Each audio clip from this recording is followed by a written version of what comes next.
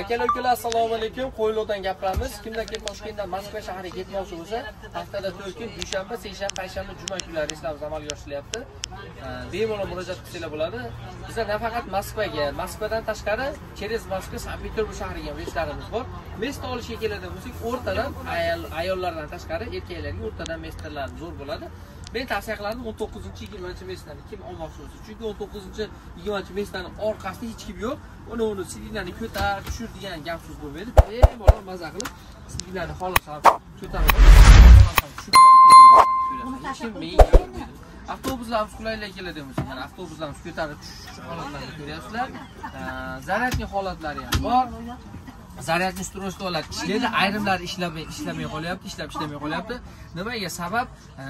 Qo'li qitmirroq aka-ukalarimiz bor, endi Shuster edi ko'raylik, o'zbekcha qilib aytganda, Shuster akalarimiz nasha qilib ketyapti, tilini sindirib qo'yapti, ishlamay qolyapti. Shuning uchun iltimos qilaman, sizlardan keyin ham shu avtobusimizdan yo'lovchilarimiz foydalansin. Avtobusimizga bergan pulinglar faqat sizlarni manzilga yetkazib olib borishga, avtobusni qatini durib kavlashga, sindirishga emas. Bu davlat tomonidan qo'yilgan reyslar to'g'ri. Shunday avtobuslarimizda mana ketyapti aka-ukalarimiz maza qilib. To'g'rimi aka?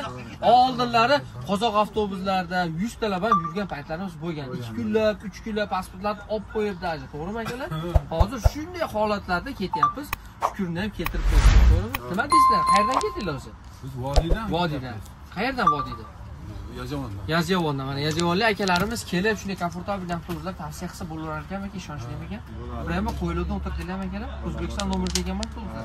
Avtobusda vodiylarimiz 3 tadan bo'lib, bular har 4,5 soatda alishib avtobuslar to'xtamasdan haydaydi. Sanchas holatlariga keladigan 6 soat, 7 soatda bo'ladi sanchaslar. Hamma sanchas holatida bemalol tushib sanchaslarni amalga oshirsa bo'ladi. Keyin noslarimiz kunja joylarga tuflamaylik deydi. Nos chekadigan aka-ukalarimiz tegishli. Nos chekish taqiqlanmagan, lekin kunja joylarga tuflamaylar. Bo'ldi. Odob. Hamma narsada odob. Odob, bola aziz, odobi undan aziz deydi. Yo'lovchi aziz, yo'lovchining odobi undan aziz. Bizga qancha ko'p pul berib, sog' salomat manzilga yetkazsa shu rahmat. Oxirgacha